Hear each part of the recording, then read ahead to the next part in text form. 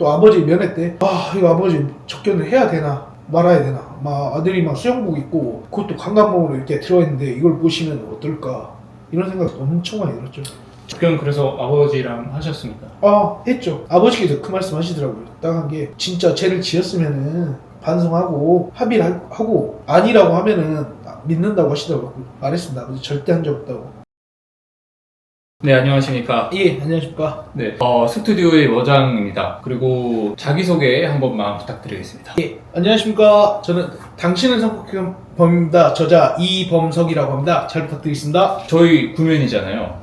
예. 네, 제가 처음에 이제 섭외 예. 한 번 저희 채널에 나오셔가지고 그때 말씀하시길 처음에 좀 놀랬던 게 감옥을 갔다 오셨다고 하셔가지고 좀 놀랐습니다. 그러니까 시청자분들은 예. 아마 이범석님을 처음 보신 분들도 계실 텐데 어떤 경위로 이제 감옥에 갔다 오게 되신 건지 사실 그걸 제일 궁금해하실 것 같거든요. 짧게 설명을 드리면, 제가 그 2015년도 2월경에 그때 당시 친했던 누나와 함께 그 사정이 있어서 모텔에서 숙박만 한 적이 있었습니다. 물론 뭐 성관계나 이런 걸 가진 적도 없고, 그 다음날 아침에 초진진료병원을 가기 위해서 숙박을 하고 초진진료병원을 갔습니다. 근데 3년 8개월 뒤에 갑자기 그 당시 광주광역시 서부경찰서에서 여성 청소년기에서 강간으로 고소를 당했다고 해서, 저는 뭐 성관계를 한 적도 없고 뭐 그런 적도 없어서 아무렇지 않게 생각을 했는데. 잠시만요. 예. 그러니까 강간으로 그 전화를 딱 받았을 때 그러니까 어떤 생각이 딱 드셨어요? 처음에 뭐 보이스피싱인가? 뭐 장난하나? 그냥 대수롭자게 술 먹고 그 다음날 아침 8시경에 전화가 왔었는데, 토요일날. 그냥 저는 처음에 보이스피싱이 아니면 장난으로 생각했었습니다. 아니면 잘못 걸려온 전화인가? 그렇게 생각했는데, 제 이름을 대고, 제 이름을 댈 때도 뭐 그냥 아무렇지도 않았는데 갑자기 뭐 그 여성분의 이름을 대니까 이게 뭐지? 그분이랑 성관계조차도 한 적이 없는데, 그리고 또 3년 8개월 전 얘기로 고소가 됐다고 하니까 좀 황당은 했지만 처음엔 좀 대수롭지 않았습니다. 근데 그냥 이쯤 여쭤보는 건데 이범석님을 믿지만 진짜 성관계가 아예 없었습니까? 성관계조차 없었습니다. 어느 정도까지 그냥 내가 벌금형? 그럼 무죄? 딱 이 정도로 그냥 끝나겠다 이 생각을 하셨어? 무조건 무죄라고 생각했죠. 왜 그러냐면 안 했던 범죄 행위를 그것도 이제 강간이라고 하면은 심각한 사회적으로도 이제 좀 문제가 있는 범죄지 않습니까? 근데 제가 아까 말씀드린 그 여자, 이런 말 해도 되나? 그 여자가 막말로 그 손기에 뭐가 있는지, 털이 있는지 없는지도 제가 모르는 상황인데 그게 고소가 됐다는 게 말이 안 되잖아요. 그렇게 해서 가셨는데 경찰서에서 일단 강간으로 고소를 당했으니까 경찰이 이범석님을 대하는 태도가 어땠어요?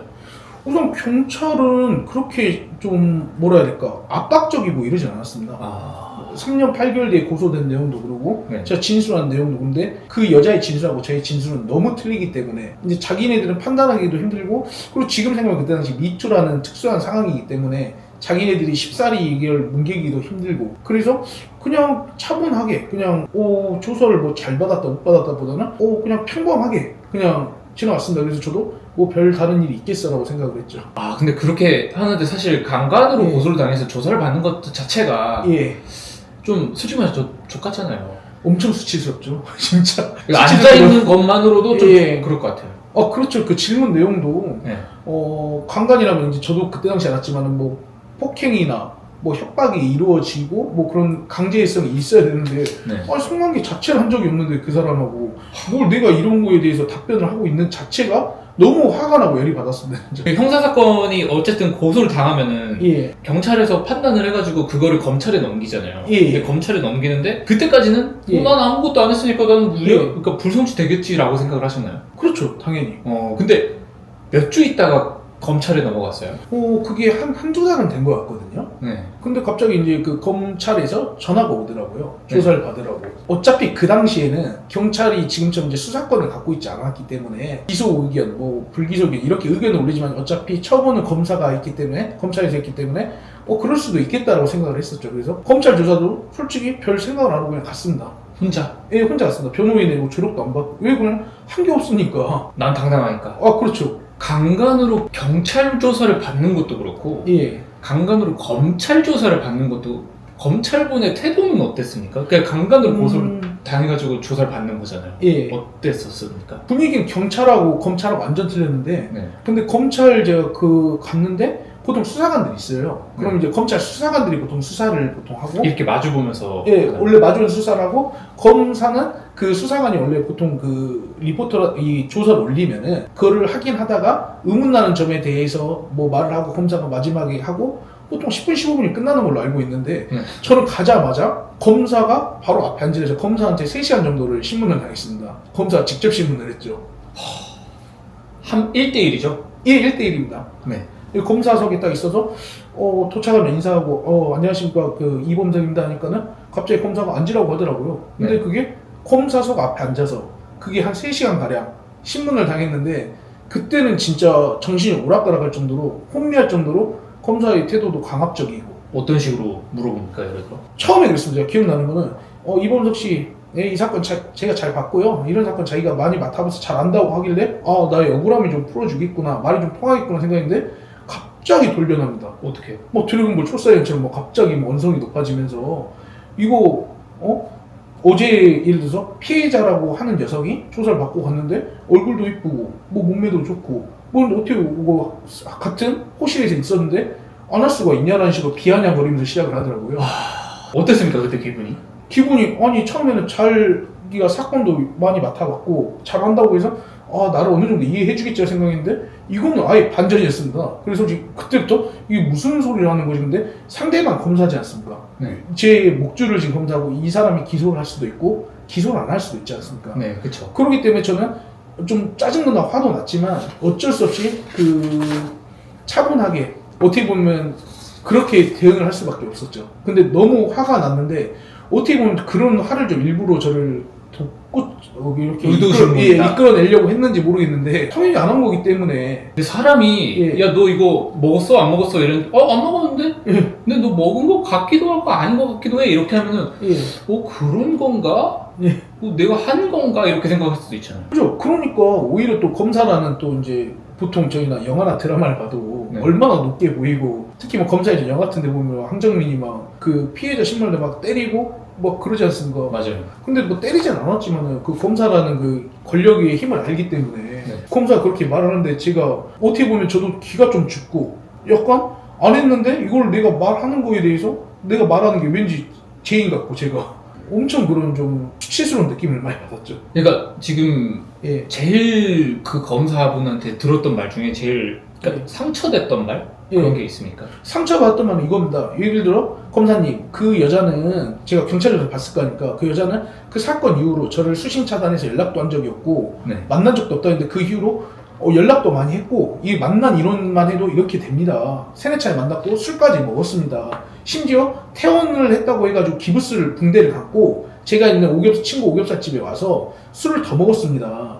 그런 그 목격자 진술이라든지 그때 당시 증인들 진술을 다 확보했습니다. 이것도 조사를 한번 해주십시오. 그러니까 검사가 갑자기 화를 내면서 내가 이범석 씨 변호인이냐고. 그건 이범석 씨 변호인한테 직접 해갖고 그걸 제출하든지 말든지 하세요 하면서 약간 이런 거 내가 이범석 씨 변호인이야? 이렇게 말씀하시죠? 예, 맞습니다. 그것도 언성을 높이면서 그러니까 저는 그렇게 생각했죠. 뭐 검사라고 하면은 뭐 정의로운 검사 뭐 제가 아무리 뭐 누명을 쓸 수도 있다고 생각하고 자기가 의심나는 거면은 자기가 직접 불러서 수사를 해줄 수도 있고 보완을 해줄 수도 있고 그걸 판단할 수가 있지 않습니까? 근데 그 검사는 완전 여자 편입니다. 제가 남자분이셨어요? 여자분? 남자였습니다. 근데 그렇게 말을 합니다. 저한테 직접 변호인을 사가지고 알아서 정리를 하든지 사실 조회서를 쓰든지 알아서 하세요 이런 식으로 화를 내는 겁니다. 그리고 이제 두 번째는 더 이제 좀 짜증났던 거는 3시간이 거의 다 신문이 끝날 때쯤이었습니다. 그때 검사가 그럽니다. 이범석 씨가 법에 대해서 모르고 같으니까 제가 법률 전문가로서 한마디를 알려준다고 합니다. 그랬고 되게 막 건의의식이 쌓여가지고 막 약간 좀 건들건들 하면서 말하길래 그래서 한마디 알려준다길래 검사님도 그래도 듣다 보니까 내 의견이 어느 정도 맞는 것 같으니까 좋은 말씀을 해주시고 이게 잘 끝날 것 같구나 생각했는데 저한테 이 말합니다. 이범석 씨, 제가 법률 전문가로서 한마디 할게요. 제 말 안 들어가지고 감옥 가가지고 후회하는 사람 많이 있어요. 이거 기소되면 3년입니다. 기본 3년이야? 막 이러면 기소되면 3년 정도 징역을 살 수도 있는데 그때 가서 후회하지 말고 합의하세요. 이런 식으로 말을 하는 겁니다. 뭔 합의하지도 않았는데. 그러니까 거기서 너무 수치스럽고 이제 조사가 다 끝난 것 같은데 그럼 이 사람 기소하겠다는 말이구나 하고 저는 느껴지지 않습니까? 그러니까 그대로 가보라고 해서 이제 인사도 90도라고 나왔죠. 왜 그러냐면 그래도 이 사람이 이렇게 했겠지만 기술 안 할 수도 있겠지. 아, 친구가 어디 있는데. 아, 한 게 없는데 친구가 어디 있어. 이때쯤이면은 예. 제 성격에는 예. 화가 많이 났을 것 같아요. 그냥. 엄청 화가 많이 났죠. 저 진짜 막, 와, 울분도 나고, 혼자 있다 보면은, 네. 예. 막 혼자 뭐, 있으면은 막, 이상한 생각 들고, 막, 눈물도 막 글썽글썽 거리고. 근데 재판이라는 게, 그러니까 예. 어쨌든 검찰 조사까지는 그냥 예. 마음이 좀 그래도 안 했으니까 뭐 이렇게 하는데, 예. 재판을 사실 간다고 하면, 예. 아, 나 아내는 당당한데, 예.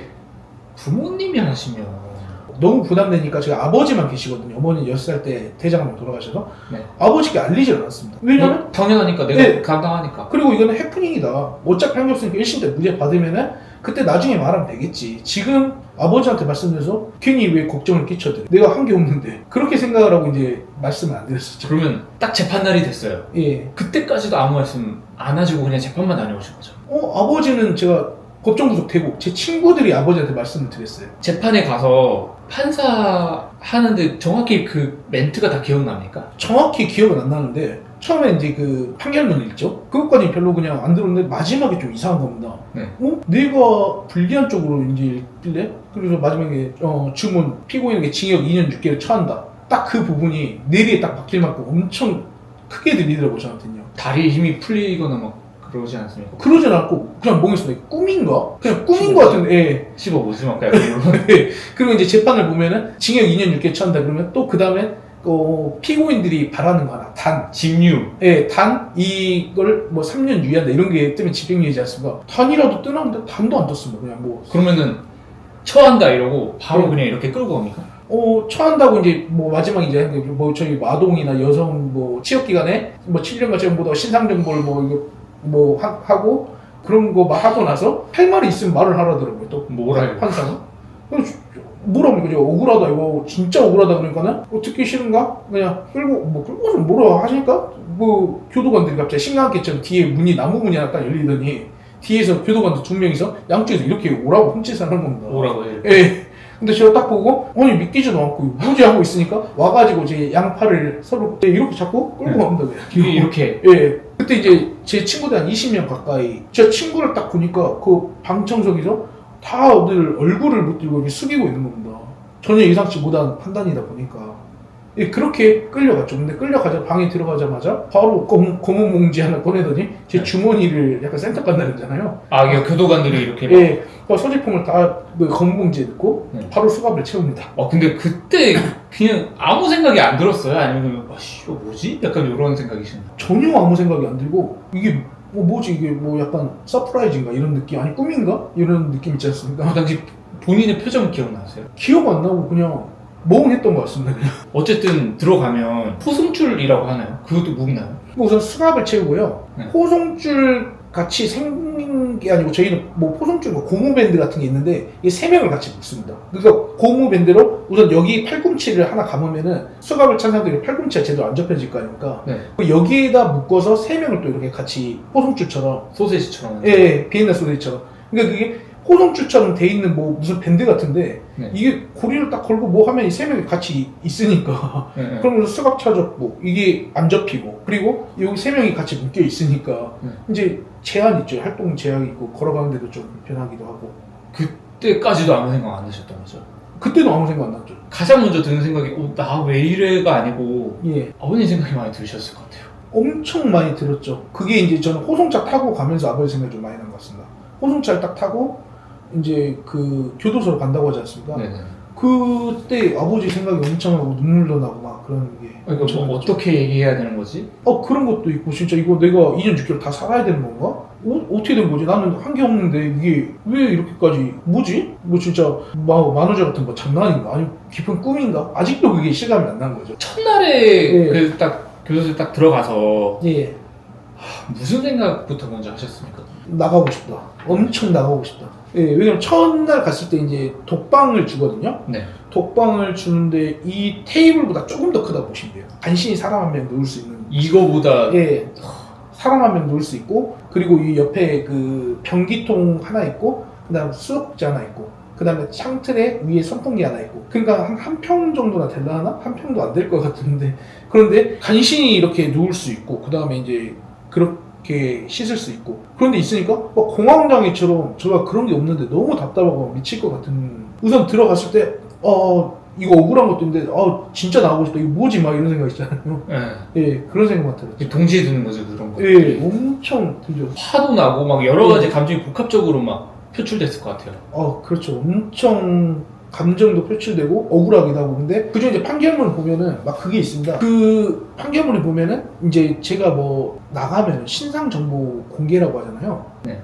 그러니까 제가 이걸 정확하게는 안 봤는데 대략적으로 이 사람이 여기 성범죄자가 있냐 검색을 하면은 예를 들어 여기 송도다. 그럼 송도 어디에 누가 성범죄자 이렇게 검색이 된다는 겁니다. 그러면 저는 이것도 억울하고 징역상도 억울한데 하지도 않은 걸로 이게 성범죄자로 공개가 되면은 이거 인생을 어떻게 잘 살 수 있겠습니까? 나는 똑바로 살아온 것 같은데. 예, 그렇죠. 이렇게 예. 됐을 거. 그러니까 우선은 처음에 들어갔을 때 이제 그 혼합 거실이라고 그러거든요. 네, 홍거실. 예, 홍거실이라고 그러는데 거기 보면은 원래는 6명, 5명 방인데 제가 그때 9명 있었습니다.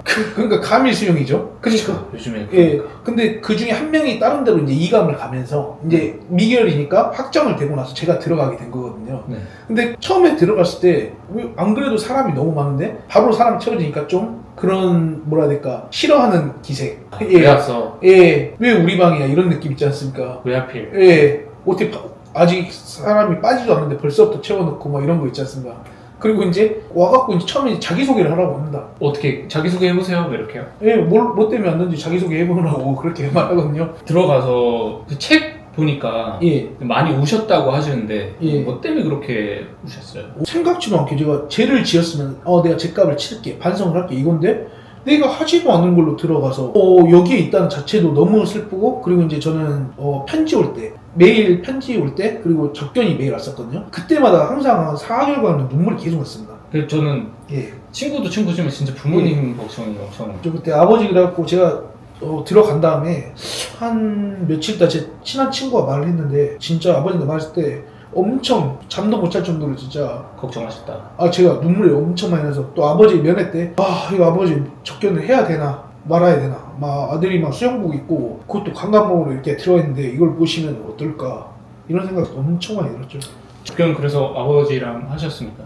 했죠. 아버지께서 그 말씀 하시더라고요. 딱 한 게 진짜 죄를 지었으면은 반성하고 합의를 하고 아니라고 하면은 믿는다고 하시더라고요. 말했습니다. 아버지 절대 한 적 없다고. 처음에 이제 뵀을 때 예. 눈도 못 마주쳤을 것 같아요. 그죠. 근데 처음에 이제 들어가면서 딱 봤을 때 너무 또 아버지를 보니까 반갑다기보다는 너무 보고 싶었던 것 같아요. 왜냐면 가족이 저랑 아버지랑 둘밖에 없으니까 진짜 그때는 생각만 해도 진짜 죽고 싶었죠. 진짜. 그리고 아버지랑 접견을 할 때 이제 와서 하는 말이지만 내가 만약에 유죄가 확정되고 이렇게 나간다. 절대 그쪽 가족도 가면 안 두겠다. 그런 생각도 있었죠. 아버지도 예. 보시고 예. 사실 뭐 어떻게 사셨는지는 잘 모르겠지만 아버지도 그 오실 때 되게 그러니까 마음 단단히 먹고 오셔야 했을 것 같아요. 그렇죠. 아무래도 또 그 제명도 뭐 폭행이나 이런 것도 아니고 진짜 파렴치한 어떻게 보면 제명인데 오죽 하셨으니까. 무슨 말을 제일 먼저 아버지께서? 밥은 잘 먹냐는 음식으로 따뜻하게 말씀하셨던 것 같습니다. 전 그때 터졌을 것 같아요, 진짜로. 진짜 터졌죠. 안 그래도 제가 말씀드린 지인만 봐도 터지는데 아버지는 진짜 와 정말 수많은 감정이 들더라고요. 별 생각에 그게 10분인가요? 요일마다 좀 틀리긴 한데 한 12분 정도 된 것 같습니다. 마지막에 이제 헤어질 때 예. 어떤 얘기를 좀 들었습니까? 아빠 꼭 믿어라. 진짜 아들은 한 게 없다. 진짜 내가 꼭 이거 진실 밝혀내고 떳떳하게 돌아가겠다. 좀만 건강하게 계셔라. 이런 말씀이었습니다. 아버지가 뭐라고 하셨나요? 아버지는 건강하고 몸조리 잘 하시라고 그러죠. 이제 쉽지 않았을 것 같아요. 얘기 듣는 것만 해도 예. 저는 지인들이 많이 없는 편이라서 예. 딱히 지인들 보면 막 그럴 것 같진 않은데 그냥 부모님을 보면 예. 내가 했든 안 했든 그냥 완전히 부모님은 예. 내가 이 나이까지 뭐 해준 것도 없고 막 이런 생각이 엄청 들리면서 막 교차하면서 막 그런 생각이 들었을 것 같습니다. 엄청 들죠. 그냥 막 다짐 같은 걸 하게 되잖아요. 예.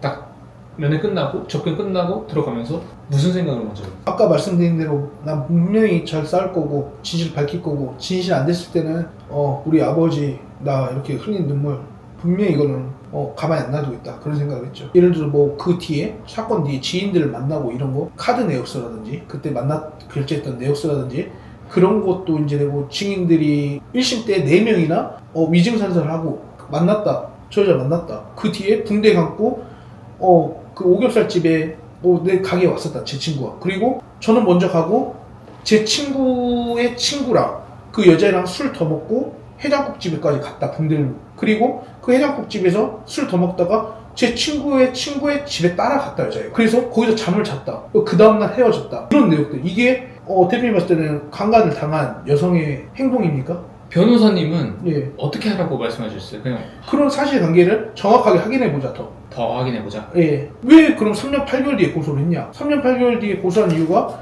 그때 뭐 저한테 뭐 강간을 당했을 당시에 뭐 이혼 소송 중이었고 양육권을 뺏기기 싫어서 일부러 고소를 안 했고 나중에 했다. 3년 8개월 뒤에 다 끝나고 나서 이제 고소를 했다고 했습니다. 그럼 제가 걔를 결혼했는지 이혼했는지도 모르는데 그러니까 저희 변호사님께서 그런 말씀을 듣고 그럼 네가 언제 이혼을 했는지 그리고 네가 그 이범덕 씨랑 오겹살집에 있을 때 네가 과연 병원에 있었는지 요런 걸 한번 확인해 보자. 예, 사실조회가 들어가죠.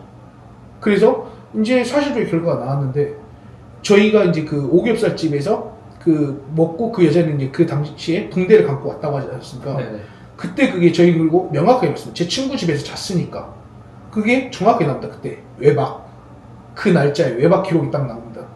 그 병원에서 외박. 근데 그 여자애는 1심 2심 때부터 그 뒤로 저랑 만난 적도 없고 술도 먹지도 않았으며 오히려 전혀 그렇게 지냈다고 했는데 피해자처럼 그렇게 트라우마처럼 이씨 지냈다고 했는데 그것도 안 되고 그럼 이혼을 언제 했냐?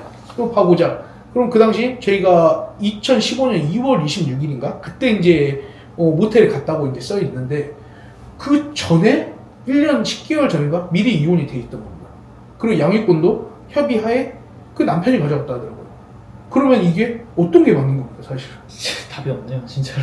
저는 황당합니다. 왜냐면 저는 이런 말씀 드리지만 경찰 조사때 법원까지 말 하나 틀린 게 없는데 그 여자애는 틀린 게 엄청 많은데도 그 1심 판결문에도 3년 8개월이 지난 시점에서 여자의 진술이 유일한 증거가 진술이라 했음에도 시간이 지남에 따라 달라지는 것도 인정할 수 있다는 그럴 수 있다. 예. 그러면 저는 어떻게 하라는 얘기입니까? 나는 막말로 제가 뭐 판결에서 뭐 한 것도 나온 것도 아니고 한 적도 없다고 했는데 판결은 그 2019년 6월 말쯤에 됐는데 보석 허가가 납니다. 보석 허가라면 이 사람을 풀어주고 재판을 하겠다는 의미지 않습니까? 그 2020년 1월 17일 날 나오거든요. 네. 근데 되게 신기했던 게 뭐냐면 사실 조회로 인해서 제 말은 맞고 그 여자의 진술은 아예 좀 틀렸지 않습니까? 근데 재판은 길어지기 때문에 그때 보석을 나오는데 저는 보석금도 1원도 없이 그냥 판사의 직권 허가로 나오게 됐습니다. 1심에서 2심까지 이제 예. 그 버티는 시간이 예. 풀려나기 전까지 예. 너무 힘들었을 것 같아요. 그때 너무 힘들었죠. 그래서 이제 그 감옥 내에서는 거의 책 읽고 편지를 엄청 많이 썼던 겁니다. 지인들한테. 편지도 엄청 많이 하고 그러니까 하루 종일 뭐 핸드폰 카톡 하듯이 그냥 편지를 계속 썼던 것 같습니다. 그러니까 거기 안에 있으면 예. 아까 뭐 공황 얘기 하셨잖아요. 예. 근데 가장 먼저 정신이 좀 이상하실 것 같아요. 어떠세요? 엄청 이상해. 근데 저는 좀 특이한 케이스가 저 독방에 한 5일 정도 있었거든요. 네. 왜냐면 이제 뭐 전염병 이거 조사 결과 나와야 되는데 제가 금요일 날 들어갔기 때문에 네. 그 주말 끼고 뭐 이렇게 하다 보니 5일 정도 있었는데 저는 혼합 거실에 갈 때 사람들이 더 불편하던데 저는 좋았습니다. 아 이제 사람 만날 수 예, 있으니까. 그러니까요. 전 그 혼자 있었던 게 너무 답답하고 누구랑 말도 못하고 막 그런 게 너무 스트레스 받고 막 미칠 것 같았어요. 그러니까 혼합 거실 간다 했을 때 저는 좀 좋았습니다. 다른 사람들이 있다고 하니까. 그러니까 교도소에 가면 예. 정신적인 스트레스가 뭐가 제일 큰가요? 정신 스트레스 우선 제가 하고 싶은 걸 마음대로 다 못하는 거. 그리고 통제된 생활을 하는데 아까 말씀드린 대로 6명, 5명 방에 9명, 10명을 두면은 잠을 잘 때도 이렇게 모장님께서 저랑 같이 교도소에 있으면은 이렇게 똑바로 못 잡니다. 그럼 어떻게 자냐? 지그재그로 머리 쪽, 다리 이쪽 이렇게 지그재그로 자거나 옆으로 자거나 그러면은 특히 제가 여름에 들어갔으니까 얼마나 땀이 많이 나겠습니까? 그리고 또 이제 하중 상층이라고 했는데 저희는 상층에 있으니까 3층인 거죠. 네. 그래서 상층이면은 그 지열이라고 그러잖아요. 지붕에 있는 그 열이 들어오는데 그 선풍기 2대만 이제 50분 동안 회전되고 10분 쉬고 그러거든요. 지옥입니다 진짜. 잘 버티세요? 평소에 더운 거? 저 더운 거 엄청 못 버팁니다. 겨울은 엄청 잘 버티는데 그리고 여름이나 땀도 엄청 많이 나고 또 아시다시피 수영복 자체가 긴팔이지 않습니까? 긴 바지. 예. 너무 그게 힘들었습니다.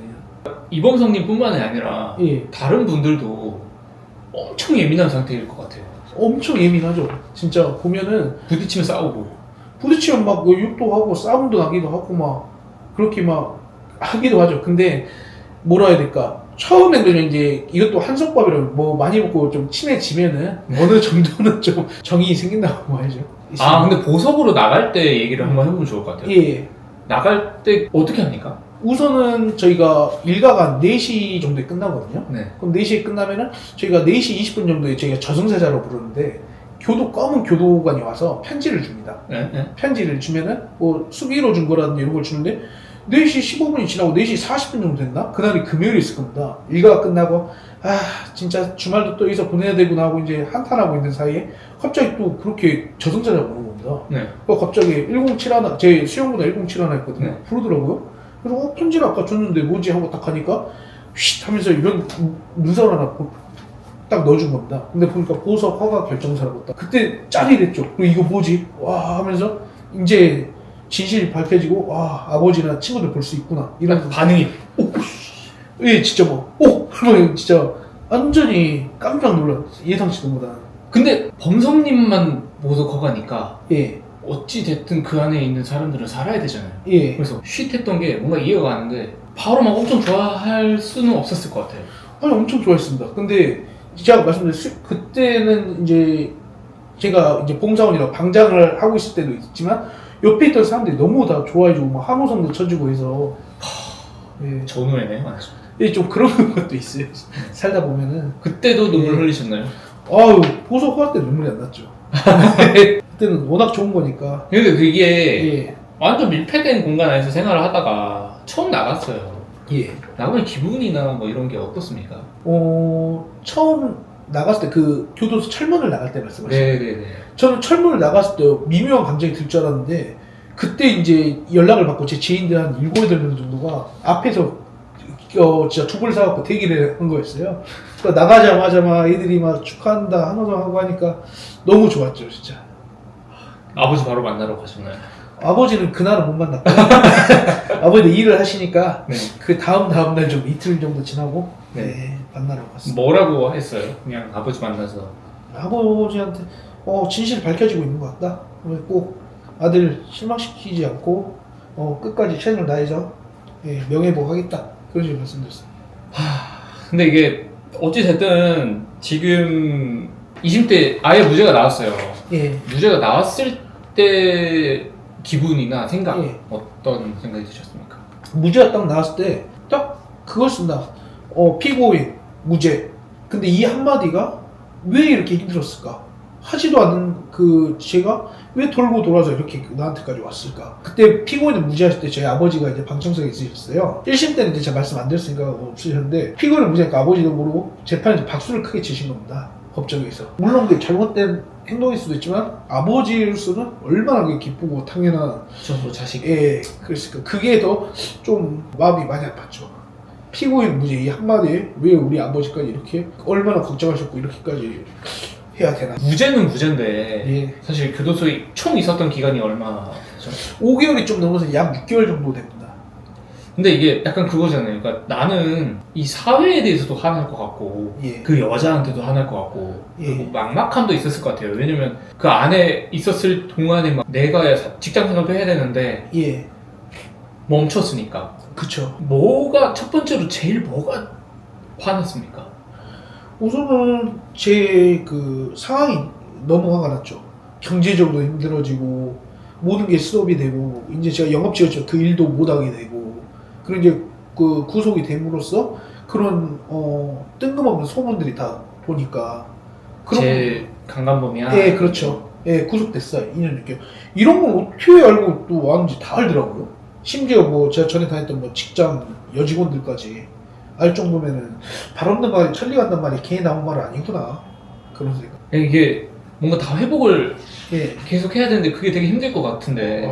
회복은 평생 해도 안 될 것 같아요. 왜냐면 지금도 저는 담담하게 인터뷰하는데 저도 모르게 아버지, 친구 그때 생각하면은 저도 모르게 눈물이 나네요. 감정이 뭐 욱하기보다는 자연스럽게 그냥 나오는 것 같아요. 말은 하고 있는데. 근데 이게 보상이라고 하잖아요. 어찌됐든 여자가 한마디에 그렇게 된 건데 예. 지금 범성님이 생각하는 피해 회복이라는 예. 그 다음에 이제 보상 예. 뭐가 되어야 보상이라고 생각하십니까? 피해 회복이고. 우선은 피해 회복이라면은 경제적인 게 가장 크잖아요. 근데 제가 이제 무죄를 받았음에도 그때 형사보상금 제도 그 구금일수에 따른 이제 그거 그리고 이제 실질적으로 이제 1심, 2심 뭐 대법원까지 뭐 예를 들어서 그 민사까지 했을 때 그 재판 변호사 비용이 엄청 들었는데 심지어 그 형사보상금 거기 보면은 1심, 2심 뭐 이런 게 국선 변호사였고 1심 한 신급당 200만 원 정도 그리고 제가 이제 구속된 기간 해갖고 한 3천만 원 정도 좀 넘게 나왔는데 이거는 변호사 비용을 봐도 턱없이 부족한 비용이거든요. 변호사 비용 자체도 이게 턱없이 부족한데 그럼 제가 일 못한 거 진짜 구속돼 뭐 이런 거 있지 않습니까? 이런 거는 어떻게 해야 되냐? 그럼 그 여자한테 청구를 해라. 근데 청구했고 아시다시피 제가 민사했고 그 금액도 3천만 원밖에 승소를 못했지만 10원짜리 하나 받아낸 게 없습니다. 그 여자 재산이 없어. 근데 그죠. 근데 예. 지금 사실 범성님 일뿐만이 아니라 예. 뉴스에 많이 나오잖아요. 이런 비슷한 동종 사례들이 예. 나올 때마다 무슨 생각 드세요? 나올 때마다 아직도 대한민국은 이렇구나. 그리고 남자로서 좀 안타깝다. 그리고 그 사람은 얼마나 힘이 들까. 그런 생각이 많이 들죠. 최근에도 아까 말씀드렸듯이 뭐 2년을 연애했는데 그리고 뭐 근데 뭐 성관계가 너는 강간이야 해가지고 그게 4년 뒤에 고소가 됐는데 뭐 1심 저점 2년 6개월 그리고 항소심 무죄 대법원 무죄 이런 게 참 말이 되나. 확실한 증거가 있었으면은 구속을 시킬 수도 있죠. 근데 그럼 확실한 증거가 있으면 2심 대법원 항소심이 다 무죄가 나왔겠습니까? 이건 아직도 제가 들어갔을 때랑 비슷한 기류지 않냐라는 좀 한탄이 들기도 하죠. 그러니까 이런 생각도 많이 막 하시고 또 대화도 많이 나눠보실 것 같아요. 그러니까 이런 거는 좀 대한민국에서 이런 법은 좀 바꿔야 돼, 바뀌어야 돼라고 생각하시는 부분이 어떻게 됩니까? 바뀌어야 되기보다는 그냥 대형사 원칙처럼 그 10명의 그 범죄자를 놓쳐도 한 명의 억울한 범죄자를 억울한 사람을 만들지 말자. 그 무죄 추정의 원칙 그게 지켜줘야죠. 근데 실적으로 이제 성범죄로 되는 건 안 지켜지니까 이런 나쁜 선례들이 나오지 않습니까? 그게 정확히 지켜져야 된다라고 생각합니다. 아직도 근데 사실 이런 일 많이 당하고 뭐 그런 분들을 보시면은 그런 분들이 있을 것 같아요. 그래서 그분들을 향해서 카메라 보고 그냥 어떻게 하는 게 좋아 뭐 이런 식으로 한마디 해주신다면 어떻게 말씀을 해주고 싶으십니까? 우선 저는 제가 잘 못해서 더 그런 생각을 많이 한 것 같은데 우선 대한민국의 현실도 그렇고 성범죄자로 고소가 된다고 하시면은 했든 안 했든 내가 떴든 안 했든 먼저 법률 상담을 받아보길 꼭 추천합니다. 왜 그러냐면은 이게 저도 가만히 생각해 보면은 이게 기소가 되고 이제 전 떳떳해갖고 그렇게 갔는데 나중에 이걸 돌이켜서 하기까지는 너무나 큰 돈과 너무나 큰 기회비용이 날아간다고 생각이 들거든요. 그리고 특히 이제 제가 아까 말씀드린 검사한테 직접 조사를 3시간 동안 받았을 때 법률 전문가한테 어떻게 일반인이 아무나 안 했다고 하겠습니까? 제가 볼 때는 진술이고 증거라고 하면은 그 말투 하나, 그 꼬투리 하나 잡아서 검사는 비틀어서 이제 피해자, 피고인을 만들려고 할 건데 제가 느낀 개인적인 감정으로서 그렇습니다. 그 당시에는. 그래서 꼭 그렇게 안 했다 한들 초기 대응은 최선을 다해야 된다. 그래서 끝끝내 좀 억울해 하시고 분통이 터지시겠지만 그래도 최선을 다해서 대응을 하셔야 된다.